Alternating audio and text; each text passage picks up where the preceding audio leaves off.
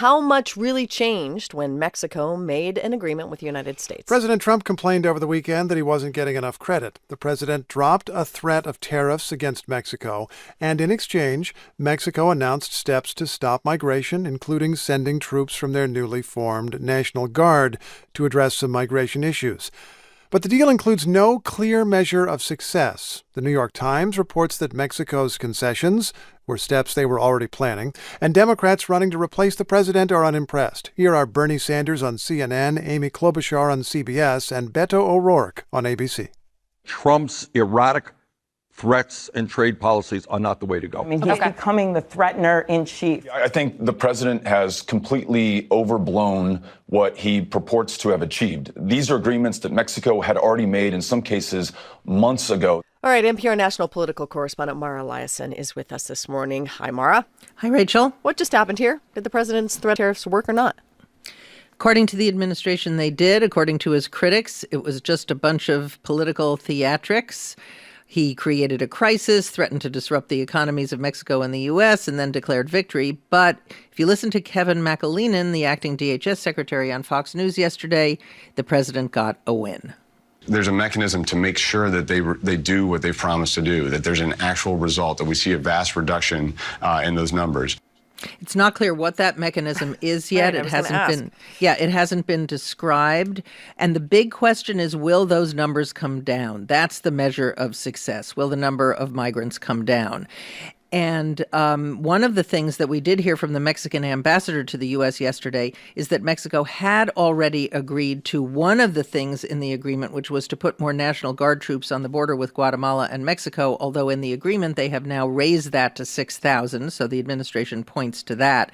They also have agreed to keep more migrants in Mexico while they wait for a U.S. court date. These are asylum seekers. So that's something that they had already agreed to do, but now they're going to take more.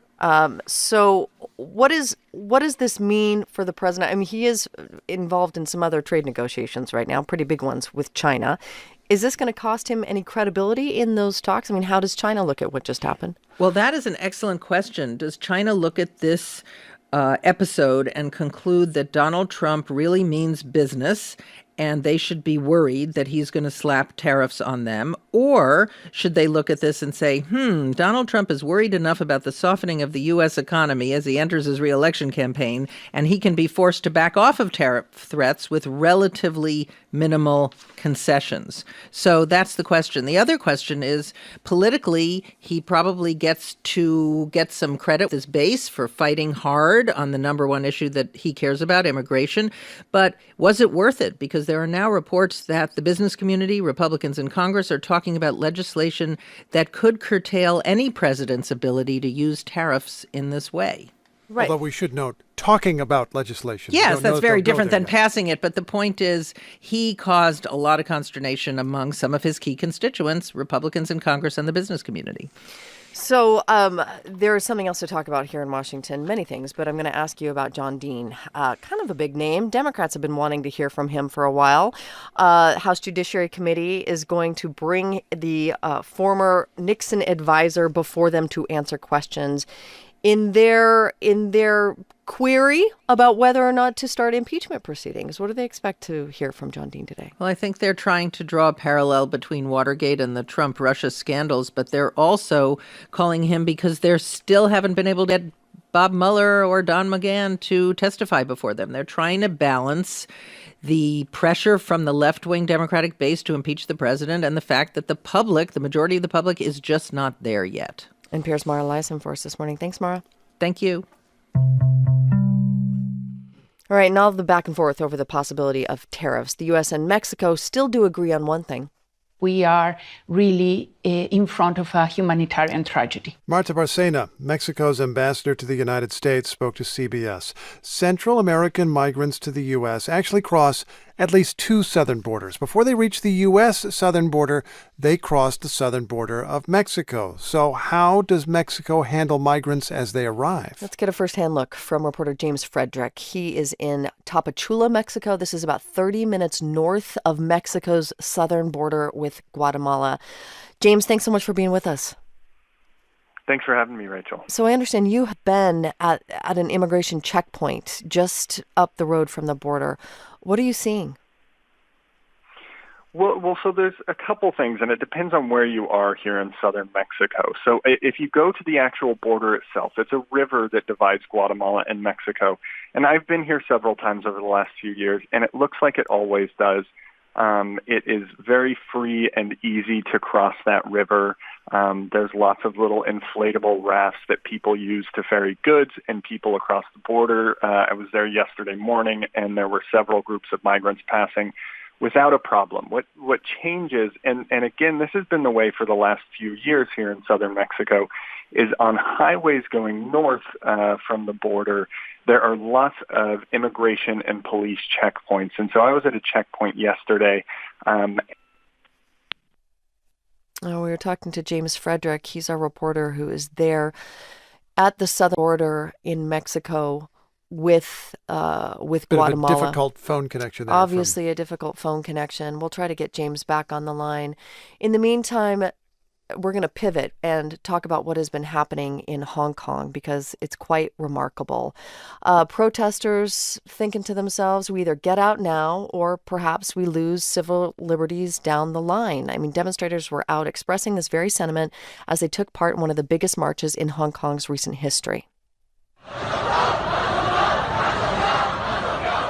People chanting oppose legislation in Hong Kong that would give China a greater reach into Hong Kong. Let's remember here, China holds sovereignty over that coastal territory, but China promised to preserve its institutions when Britain gave up its former colony in the 1990s. One of those institutions was an independent judiciary that is separate from China's.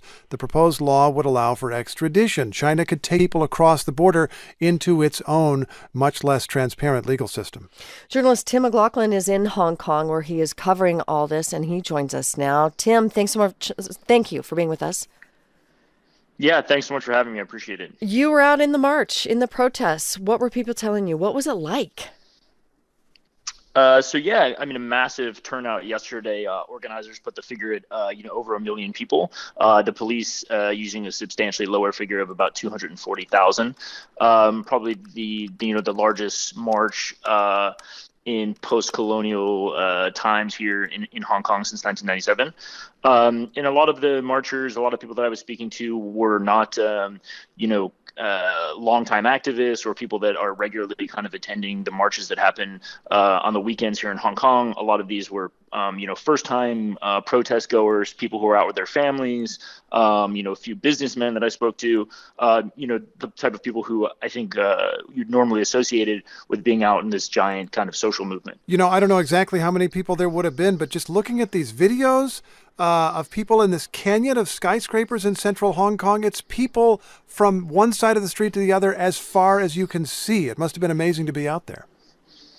Yeah, I mean, absolutely, miles of people. I took some photos of 4 lane stretches here in Hong Kong, completely packed, shoulder to shoulder with people. 5 hours after the march had started, just a seemingly endless string of people making their way through the city on multiple occasions. The police kind of gave up trying to hold demonstrators into 1 or 2 lanes of the road, and got huge applause as they kind of broke their line and let people flood into the other sections of the streets. Tim, let's talk about the substance here. I mean, what would this law do, and what problem do protesters have with it?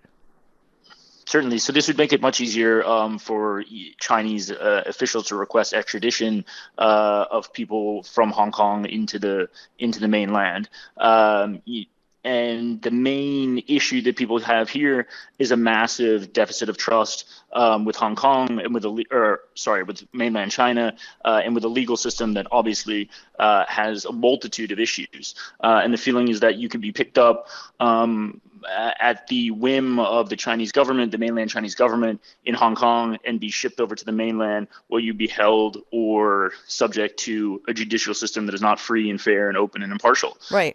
So a tremendous amount of fear here of Hong Kong being sucked more into mainland China, which is not something that residents of Hong Kong appreciate, because it is a semi-autonomous part of China that operates independent for the most part. Would you have any idea why this is happening now, though? I mean, why is China making this play? So Carrie Lam, the chief executive of Hong Kong, said this morning and reiterated a point that she's made a couple times, that she's not doing this at the behest of Beijing, although she is, of course, appointed by Beijing to her position, but that she enacted this, undertook this herself on behalf of Hong Kong. Part of this has been spurred on by a murder that happened in Taiwan. A young man killed his girlfriend there, and there has been some back and forth over the extradition process there, although Taiwan has said that they would not request extradition if this new law goes into effect. Obviously, Taiwan has its own issues with its own sovereignty and freedom from China. But it sounds like this is moving forward. Yes. There will be another reading of the bill on the 12th, but I would expect more protests, already seeing small businesses mobilize, people getting back together, talking about what they can do next, and talking about taking to the streets again. Tim McLaughlin, a reporter talking to us from Hong Kong about those massive protests. Thanks, Tim. We appreciate it. Yep. Thank you very much.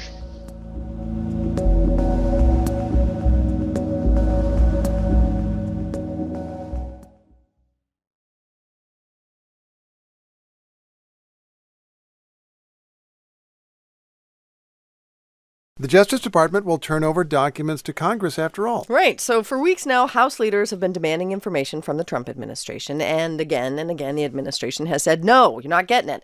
The information includes underlying evidence gathered by special counsel Robert Mueller as he looked at Russia's support for President Trump's election. Now, both sides say they reached a deal for lawmakers to actually see this evidence. Ryan Lucas covers the Justice Department for NPR News. He's in our studios. Ryan, good morning. Good morning, Steve. What are lawmakers getting to see, so far as you know?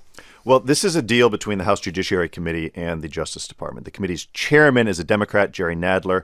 He's been waging basically a pretty public battle against the department and the Attorney General to get his hands on more materials from Mueller's investigation. The committee even subpoenaed these documents. Under this agreement, they will now get their hands on some of them. We don't know the full scope at this point of what they'll be able to see. Neither the department nor Nadler or other lawmakers are actually saying right now. What Nadler has said, though, is that the department will hand over what he calls key evidence that Mueller used to assess whether the president or others in the administration obstructed justice or engaged in some other misconduct. He says that lawmakers need these materials in order to carry out what he says are their constitutional duties to figure out what they want to do about those allegations against the president in the Mueller report. Let's remember there were a couple big parts of the Mueller report. One was, what did Russia do in the election, and was there some kind of conspiracy with the Trump campaign? The other thing was, did President Trump obstruct justice? And it sounds like these documents relate to that latter thing, we think? That is correct. Okay, so that's what the deal entails. How does that compare, so far as we know, with what the Democrats want? Well, remember, Democrats initially wanted the full unredacted Mueller report and all of the underlying evidence. Remember, there were 4 categories of materials that were blacked out in the version that was made public. Those include grand jury materials, things that could reveal sensitive intelligence matters. The Justice Department made a less redacted version available to a select group of congressional leaders. That was not enough for Democrats. There's been a lot of back and forth between the committee and the department. Democrats also want the underlying materials that investigators collected. Now, that includes FBI interviews with witnesses, notes or memos from White House aides. They say that those materials are critical to understand how and why investigators made the decisions that they did and to get the full scope of the allegations against the president. And just to be clear, the House Democrats are not at this point saying we want this stuff for an impeachment inquiry, right? They're looking into the Mueller report, but not actually going for impeachment at the moment. They are not talking about impeachment right now. This is about drawing conclusions from the information that they can get. Help me understand here, even though there is this deal, the House is going ahead with a resolution today targeting Attorney General William Barr. That is correct. So the House is going to vote on a resolution that would authorize the Judiciary Committee to go to court to enforce its subpoenas against the Attorney General William Barr and against former White House counsel Don McGahn. Remember, the White House has refused to allow McGahn to testify before the committee or to turn over documents to the committee. This is something that has really angered Democrats. They've doubled down, pointed to that to enforce their accusations that the White House is essentially trying to obstruct a congressional investigation. Now, today's vote fast-tracks the authority for other committees to go to courts to enforce their subpoenas as well. But the important point here is that the House is not voting to hold Bill Barr in contempt of Congress. That would have been a much bigger deal. The last-minute agreement that they struck seems to have averted that, at least for now. So one set of documents is being turned over, plenty of other debates and disputes about other kinds of evidence and other investigations. Right. Ryan, thanks so much. Thank you. That is NPR's Ryan Lucas. All right, a drug company blamed for a role in the opioids crisis has now filed for bankruptcy. It's a company once notorious for its sales practices. It's therapeutics, that is our name. We're raising the bar and we're changing the game. To be great, it takes a decision to be better than the competition. Okay.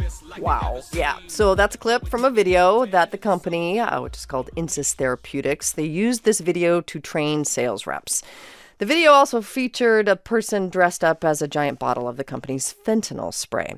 Prosecutors played this video as evidence in a trial against Insys executives who were convicted last month. North Country Public Radio's Brian Mann covers opioid legislation or opioid litigation for NPR, has been following the story closely. He joins us via Skype. Hey there, Brian. Hi, Steve. So what went wrong ultimately for this company?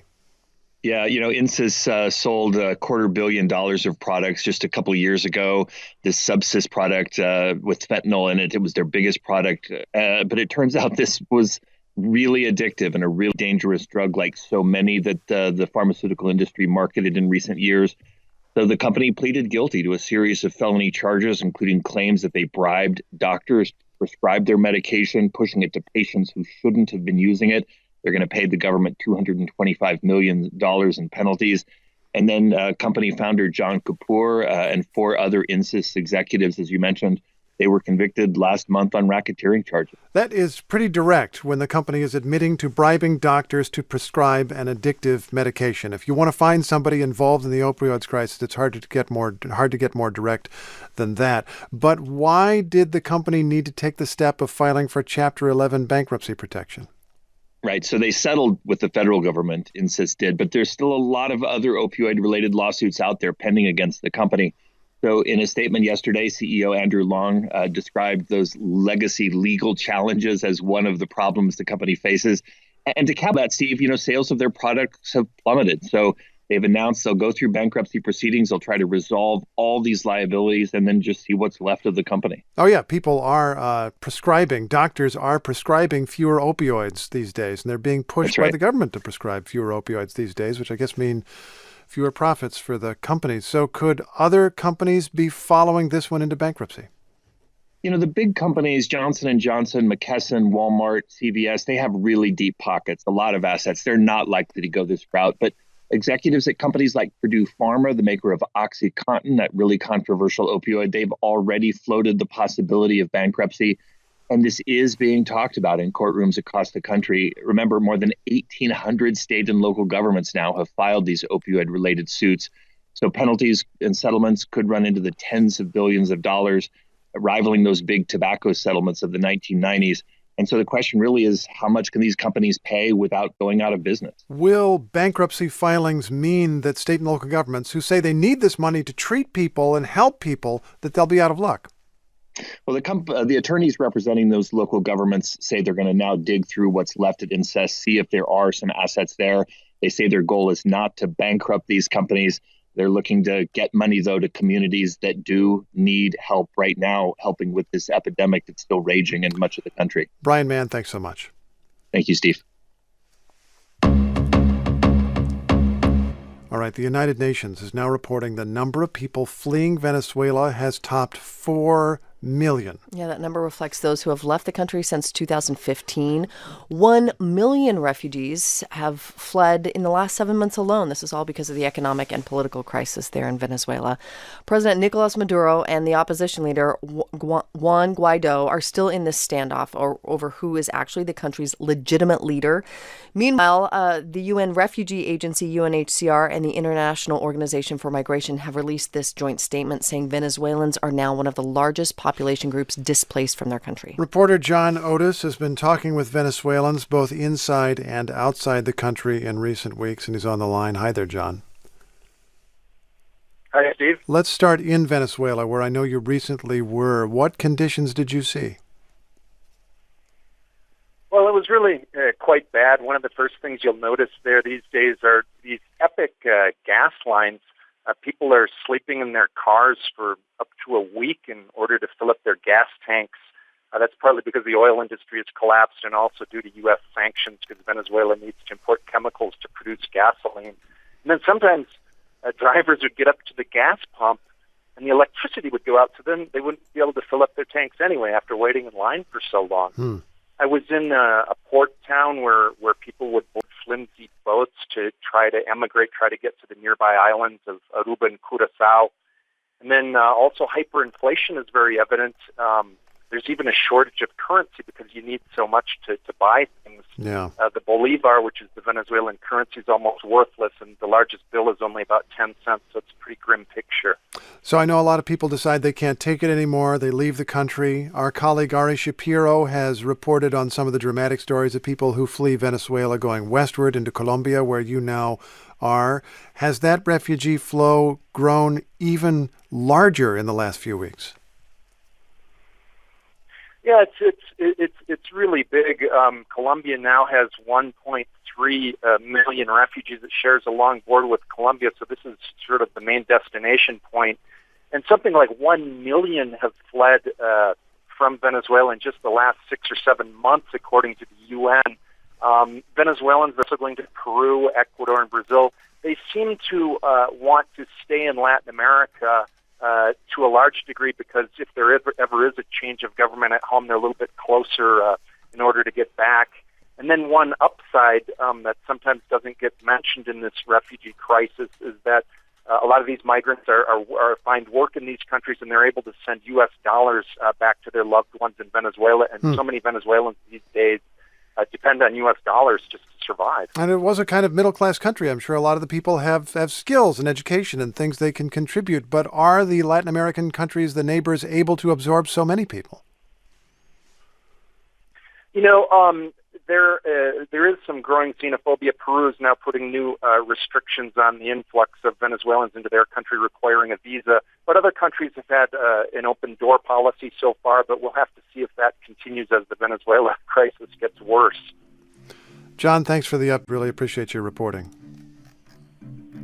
Thank you, Steve. That is reporter John Otis, who was recently in Venezuela, is now in Colombia.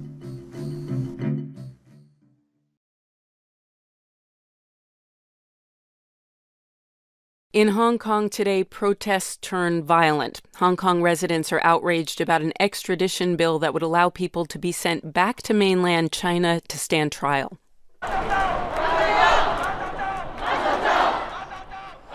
The sound of protesters there. Thousands of them were out on the streets overnight blocking roads and buildings. This comes after those huge protests that happened on Sunday in Hong Kong. All of it seems to have had an effect, though. Hong Kong's legislature has decided to delay an important hearing on the extradition bill. NPR's Rob Schmitz is in Hong Kong today. Hi, Rob. Good morning, Noel. So we had these protests on Sunday. They were mostly peaceful. And then today something changed. What is it like? What are you seeing?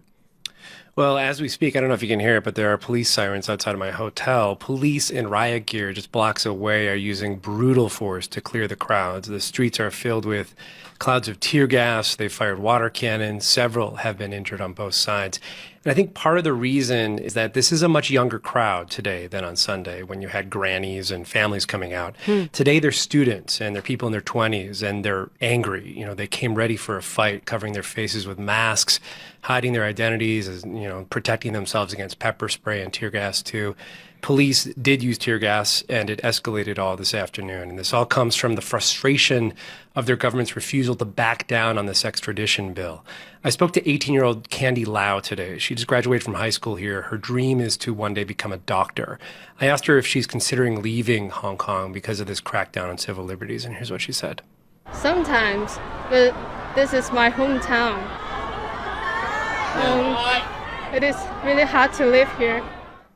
And Noelle, at this point, she started to cry, and I gave her a little time, and then I asked her what Beijing does not understand about the people in her hometown. They do not understand that Hong Kongers do not want to obey them because we have tried the taste of freedom, and we will never obey them or be controlled by them. All right, so she said it there. We've tried the taste of freedom. The reason people are so upset is this seems like part of an effort by Beijing to erode those freedoms. Tell us what that's about. Well, this bill, if passed, would allow the government of China to hand over any Hong Kong citizen it believes broke the law. And for those protesting here, this is a significant step away from a government protecting your rights to one trampling your rights and even punishing you for things like criticizing your government, peacefully protesting policies. These are freedom of speech rights protected under the Hong Kong Constitution. But across the border in China, authorities do not protect these rights, and Beijing routinely arrests and imprisons people for criticizing its leaders and their policies. Okay, so that's what people are worried about. Worth noting, this isn't the first time there have been mass protests on this same issue in the streets of Hong Kong. Can you give us the historical context here? Yeah, this is one of the many protests in the past several years that all represent this popular resistance to Beijing's efforts to tighten its grip over Hong Kong society. 5 years ago, residents occupied the city financial district for months to protest this rule that gave Beijing more power in selecting Hong Kong's leaders.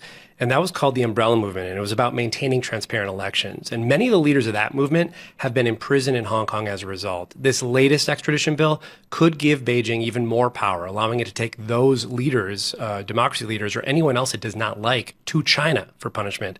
That's terrifying for people here in Hong Kong, and that's why you're seeing so much popular resistance to it. And as we've seen today, very violent resistance. A lot at stake there. NPR's Rob Schmitz joining us live from Hong Kong. Thanks, Rob. Thank you. All right, there are 23 candidates running for the Democratic presidential nomination, and President Trump has a preference. I'd rather run against, I think, Biden than anybody. I think he's the weakest mentally. The president threw those jabs at the former vice president in Iowa yesterday. Both of these men were there, the president and the former vice president, and Biden had made his own remarks directed at the president earlier on the same day. He's a threat, in my view, a threat to our core values. And folks, I think there's a genuine threat to American democracy. So they both seem to be skipping way past the primaries here, previewing what a head-to-head matchup could look like. Tamara Keith is NPR's White House correspondent and co-host of the NPR Politics podcast. She's with us now. Hi, Tam. Good morning. All right, let's talk about strategy here. Joe Biden's comments might have goaded President Trump on, to be fair, but there are 22 other Democrats. Why is President Trump focusing only on Joe Biden, or so much on Joe Biden? Right. So President Trump has occasionally name-called or otherwise jabbed at a number of the other Democratic candidates, but Biden is in the lead in the polls, and he also seems to be in the lead in terms of the various insults that the president is sending in his direction. And, we all know that President Trump thrives on conflict and feuds. It was a trademark of his campaign. And in Biden, he has a willing sparring partner. In 2016, beating up on and debasing his opponents as they fought with him was a trademark of how Trump became president in 2016. And so here's the thing. If Biden isn't the front runner anymore, you can bet that President Trump will be feuding with whoever the front runner is. I mean, interestingly, the president is not the only one ignoring the other Democratic candidates. Joe Biden is not talking about them either, even though they are his immediate competitors. Why is he so focused on President Trump, not the competition? Right. Biden wants to be elevated. Biden wants to present himself as the candidate to take on President Trump. He wants to skip right ahead and look like the nominee and give Democratic voters who have made it clear that they want someone who can take the fight to President Trump. They want someone who can beat President Trump. He's trying to make it clear that he could be that guy. He wants them to imagine that fight now. And just to give you a sense of this, Biden's campaign released a written version of his prepared remarks for a speech that he was going to give yesterday evening at 6 a.m., like a full 12 hours early, so that it would get into the cable bloodstream, so that then President Trump would comment on it, and that then Biden's comments in Iowa at all these various stops would be carried live on cable. Everybody's telegraphing what they're doing pretty clearly. Tam, let me shift to the Hill for a second, because yesterday House Democrats passed a resolution that should give them some more teeth in their investigation into the Trump administration, whether or not the president obstructed justice. What was that resolution? What will it let them do? It's a couple of things. It basically allows them to go to court. First, to enforce subpoenas against the Attorney General and former White House counsel Don McGahn, but also to allow other committees to more easily go to court to ask for documents and other materials. NPR's Tamara Keith. Thanks, Tam. You're welcome. Okay, in Sudan, a massacre led by the military caused a strike that paralyzed the capital, Khartoum. Now an end to all of this may be in sight. Yeah, a mediator says negotiations will resume soon to figure out who's going to run Sudan's transitional government. Remember, the military took over in April after the ouster of longtime President Omar al-Bashir. Negotiations broke down last week after military forces raided this democracy camp and ended up killing people. Opposition leaders then called for a civil disobedience campaign, which has led to huge disruptions in daily life. NPR's East Africa correspondent Ida Peralta is in Khartoum. Hey, Ida. Hey, Noel. So we've got a little bit of a delay on the line there, so we'll jump right in. What are you seeing in the streets of Khartoum today? Things, they're a bit more normal. Shops are open, people are out, there's more traffic, but there's still signs that something is very wrong here. The internet is still off in the entire country, and the militia, the Rapid Support Forces, they're still patrolling. They have big guns and sticks and whips. Okay, so very scary for people there, even if things are calm. The military is in control for the moment. You've been talking to people. Is anyone saying, look, we're hopeful that we will return to, that we will get a civilian government? Because it's been a long time in Sudan. Yeah, just a few weeks ago, the Sudanese I spoke to, they were emboldened. In every corner, I heard people calling for democracy, calling for a civilian government. And today, I heard people calling for military rule. But it's important to keep in mind that people are scared. This is a country that has been terrorized the past week. I was talking to an activist, Radwan Dawood, and he told me the story of a young friend who was 17. He was building a roadblock and he was shot. And they tried to take him to the hospital, but they ran into some paramilitary guys. Here's what he says happened next. One of the soldiers, he said, I think he's just pretending to be dead. Let us check him out. And then they beat him with the stick. When he was already... He's already dead. So activists are scared. They're leaving the country. They're in hiding. I spoke to one guy on the street today who told me, look, we built this big, beautiful democratic revolution, and now all we've gotten is a capital city full of troops. And when people in Sudan, when negotiators on both sides say that talks are going to resume soon, what does that mean, especially with the capital on edge this way? Are we talking hours, days, weeks? We don't know, actually. The opposition is saying that they have a series of demands that need to be met before they go back to the negotiating table. One of those is that the troops are taken off the street and the internet is back on, and we don't know when that's going to happen. And Ada, the people you've talked to who've said we want military rule, are they saying essentially we just want things to be calm? It's hard to tell, Noel. I get the feeling that they're saying that because they're scared. NPR's Ada Peralta in Khartoum. Ada, thanks so much. Be safe. Thanks.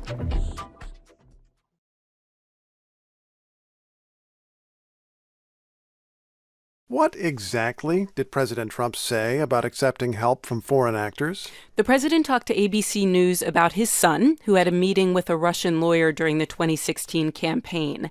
Should Donald Trump Jr. have called the FBI about that meeting? The president dismissed that idea. Here's what he told ABC's George Stephanopoulos about why he wouldn't necessarily call the FBI. You throw somebody out of your office, you do whatever Al you do. Gore got a stolen briefing book. He called the FBI. Well, that's different. A stolen briefing book. This isn't a stolen. This is somebody that said, we have information on your opponent. Oh, let me call the FBI. Give me a break. Life doesn't work that way. The FBI director says that's what should happen. The FBI director is wrong.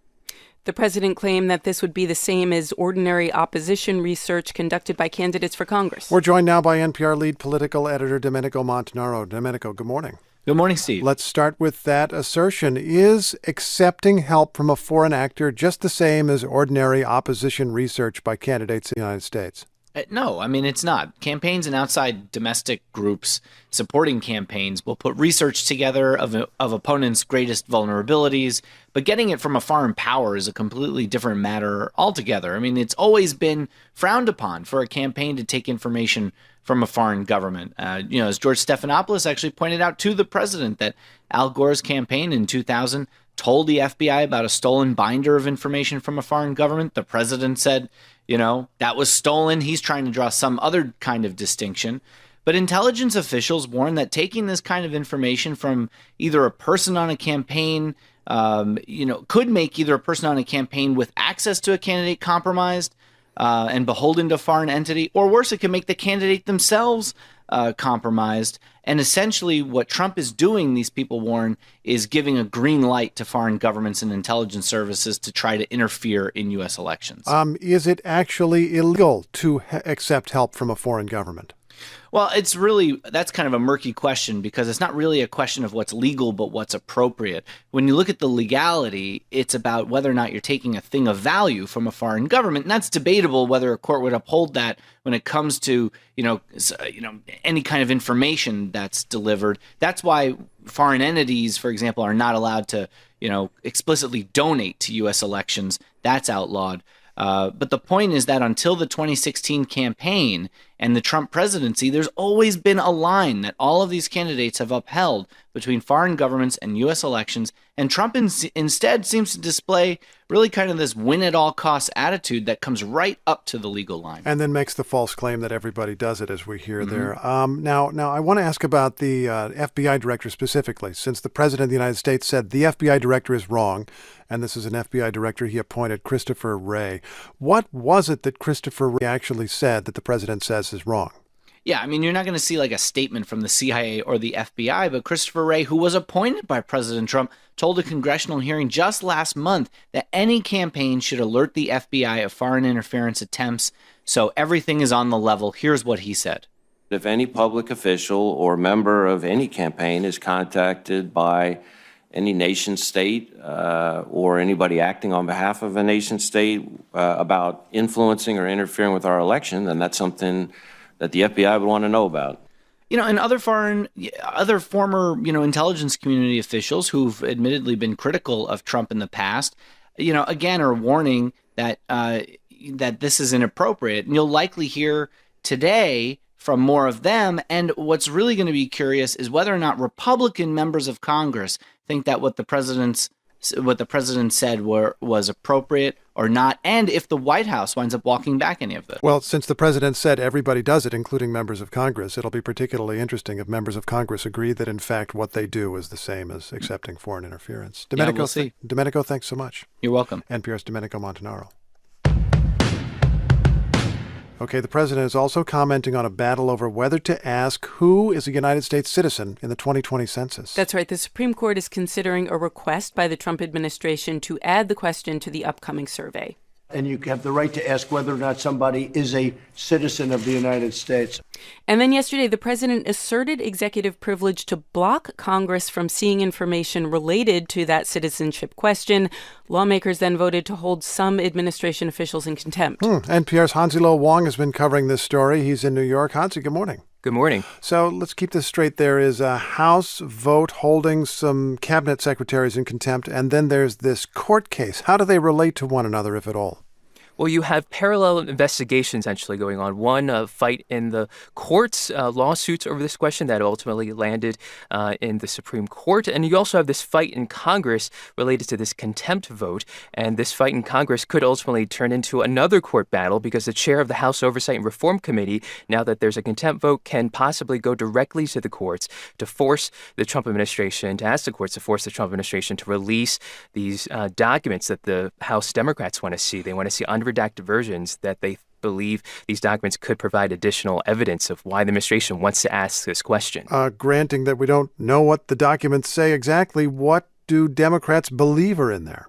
Well, we've seen unredacted portions of these emails and memos, and they ultimately contradict the Trump administration's original story about where this question came from. And originally, the Trump administration officials say this was a request for a citizenship question that originated from the Justice Department, and these emails show that instead it's the Commerce Secretary, Wilbur Ross, who oversees the Census Bureau, that he pressured his staff to get a citizenship question onto the 2020 census, and that he considered it a months-old request just shortly after he was first appointed the Commerce Secretary back in 2017. Okay, so there's the House action, and then there is this court case. It's before the Supreme Court. You've told us in your past reporting that time is utterly of the essence. They're about to start printing out forms, printing out documents for the 2020 census. It's coming right up. And yet last night, advocacy groups asked the Supreme Court to delay its ruling. Why would they do that?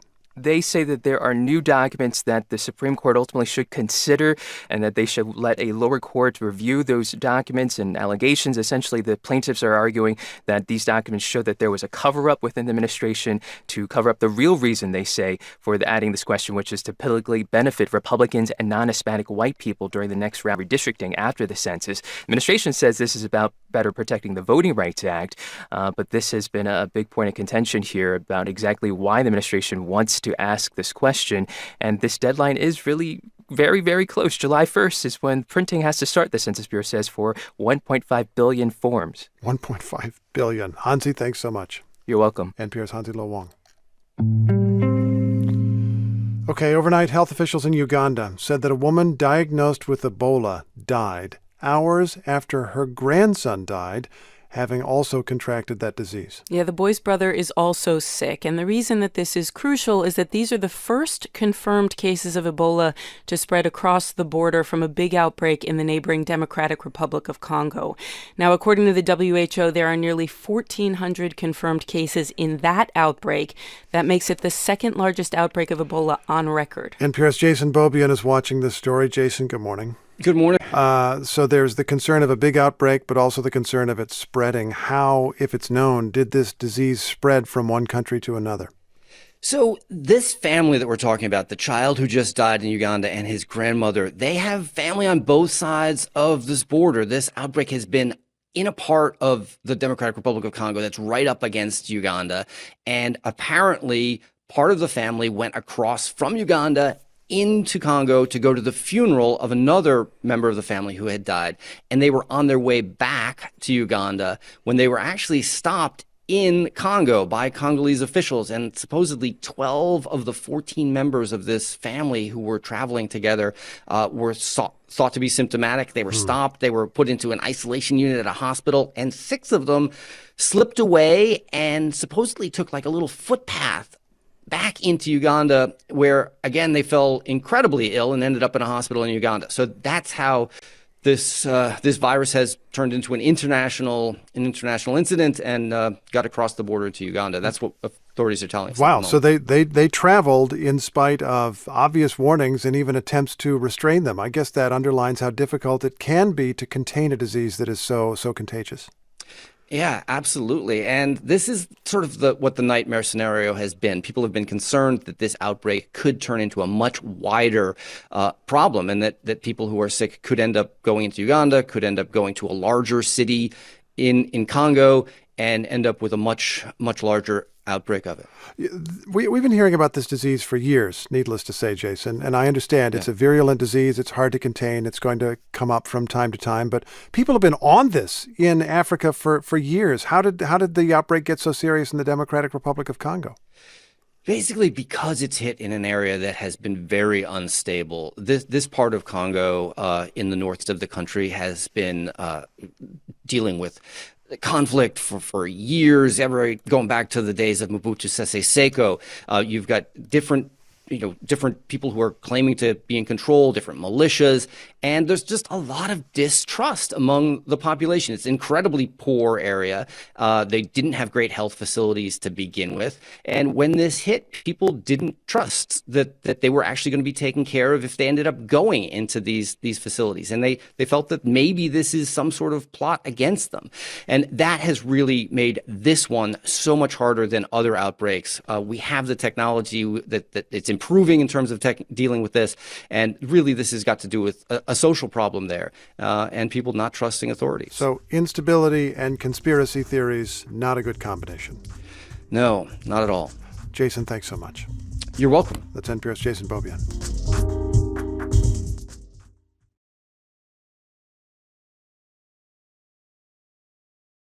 Is there new evidence that Iran was behind the attacks on 2 oil tankers in the Gulf of Oman? There may be. Last night, the Pentagon released this grainy black and white video. The Pentagon says it shows an Iranian patrol boat recovering an unexploded mine from one of the tankers. Iran, on the other hand, says it is not behind these attacks, but Secretary of State Mike Pompeo was pretty direct in placing blame. These unprovoked attacks present a clear threat to international peace and security, and an unacceptable campaign of escalating tension by Iran. NPR's international correspondent Peter Kenyon is covering the story and joins us now. So, Peter, there's a lot to put together here. What do we know at this point about what happened to those tankers? Well, Pompeo's initial accusation was not backed up by any evidence, but later on, as you noted, this video and photographs were released by U.S. Central Command, intended to shore up the case that Tehran was responsible for these attacks on 2 tankers in the Persian Gulf. Now, all 44 crew members had been evacuated safely, nobody was lost, but the incident certainly further escalates tensions between Tehran and Washington. Those tensions began to rise most recently a few weeks ago with U.S. charges that Iran was plotting an attack on U.S. targets in the region. What would be Iran's motive for doing this? I mean, these are Japanese tankers, right? Well, that certainly is what Tehran's saying. They had no motive to do this. They were hosting the Japanese prime minister that very day. So that is part of their argument. Can you just walk us through exactly what did occur? There is not video showing some Iranian people, Iranian proxies putting any missiles or any explosives on these tankers, right? They're removing something. That's exactly right. The video appears to show Revolutionary Guard Corps members removing a limpet mine, a mine that sticks to the hull of a vessel, taking it away, an unexploded mine. The theory being that this is an attempt to remove evidence of Iranian culpability. Iran, of course, denies all of that. And the Trump administration seems quite determined to make this case, just as they were a month ago when 4 vessels were attacked near the United Arab Emirates. Basically, Washington is getting support from some of its traditional allies. The British Foreign Secretary, for instance, says there's no reason not to believe the U.S. assessment. So what's going to be the upshot of this? I mean, like you said, this comes at this time when the Japanese are trying to serve as some kind of broker in negotiations. Does this upend all of that? Well, I think it has. Prime Minister Abe was not successful in doing anything really to ease the tensions in the region, which is one of the stated reasons he went there. The Iranian mission to the UN has released a rather, defiant statement. It calls the American accusations part of an Islamophobic campaign. This is pretty familiar for Iran. Take a specific accusation and dismiss it as an attack on Islam in general.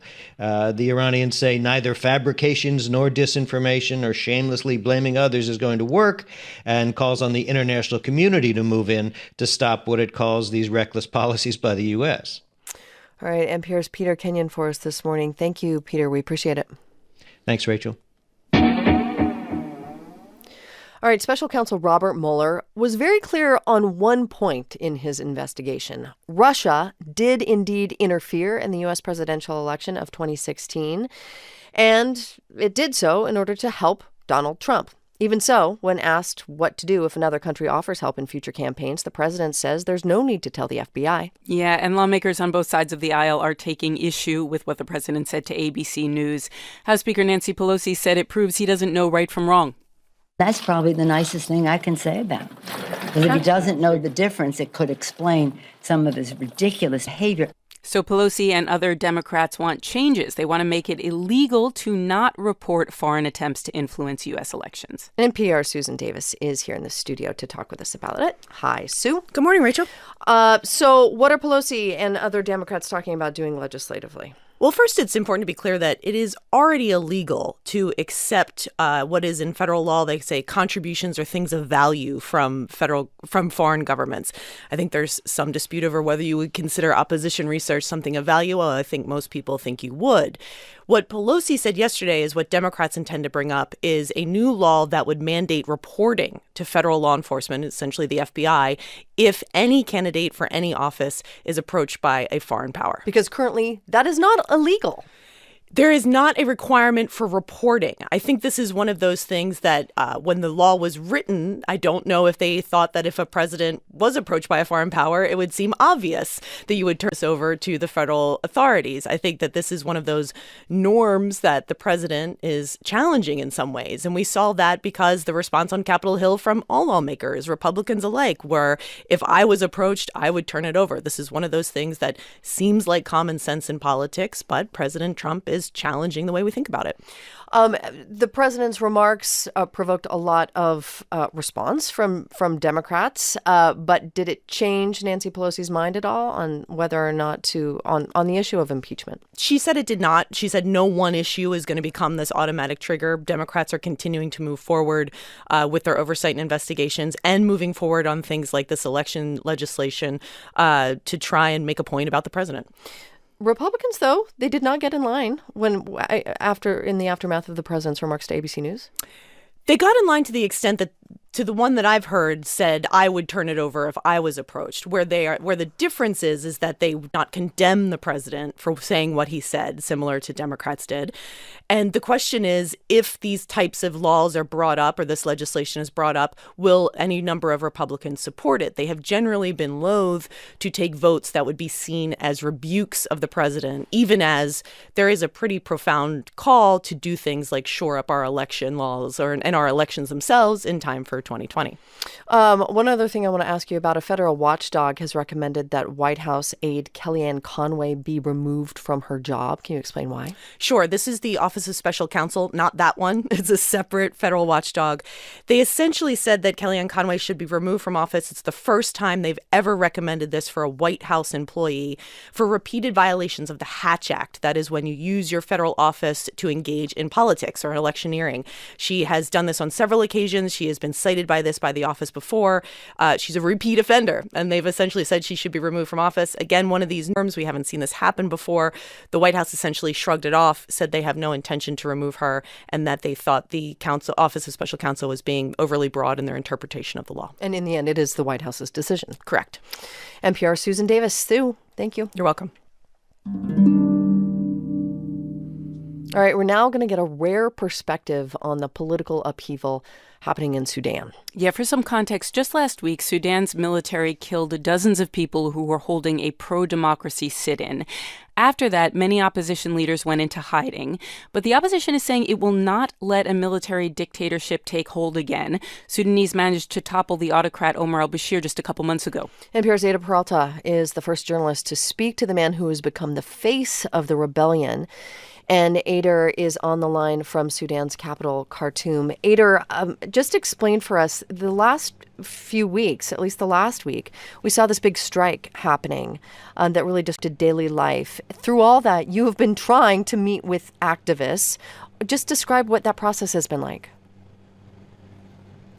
It's been difficult, and more than the strike, there's been a major military crackdown, and there's no internet, which makes it difficult to communicate. And in countries like Sudan, activists usually communicate through encrypted apps, but we are now communicating with them on open lines, on phone lines. So there's a lot of nervousness, a lot of, I'll meet you today, no, tomorrow. This whole week, I've been trying to meet Mohammed Naji al-Assam. He's this young doctor who has become the face of the opposition here in Sudan, and he was jailed earlier this year, and last night at midnight, I was finally able to meet him. We talked in his car at a parking lot in front of a furniture store, and he says activists have been targeted, that they've been killed by snipers, and that they're getting threats via text message, and he told me that he got threats even when he was negotiating with the military junta. Let's listen. Not at the negotiating table, but we have breaks between the negotiation session. Some of them would come forward and tell me that we have information that your life is in danger, and other members of the negotiating team as well. So like doing you a favor? Yes, they are like doing you a favor, please be careful. So he says they even offered to keep him in a safe place.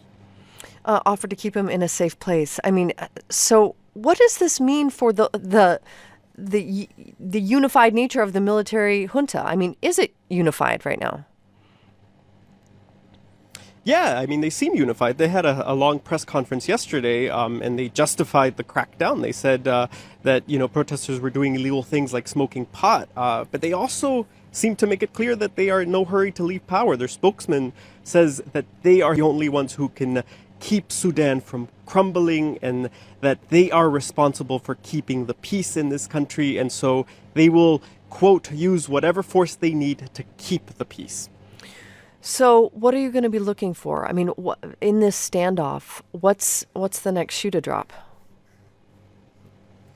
Well, I mean, look, the military junta says they want the opposition back at the negotiating table, and the opposition says that they don't trust them after as much violence as they've seen, but that they will talk to them through an Ethiopian mediator.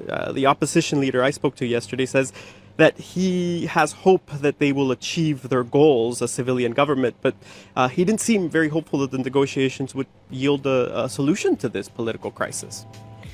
NPR's Ada Peralta reporting on the ground in Khartoum, Sudan. He had a rare interview with one of the Sudanese opposition leaders. Ada, we appreciate it. We appreciate you sharing your reporting.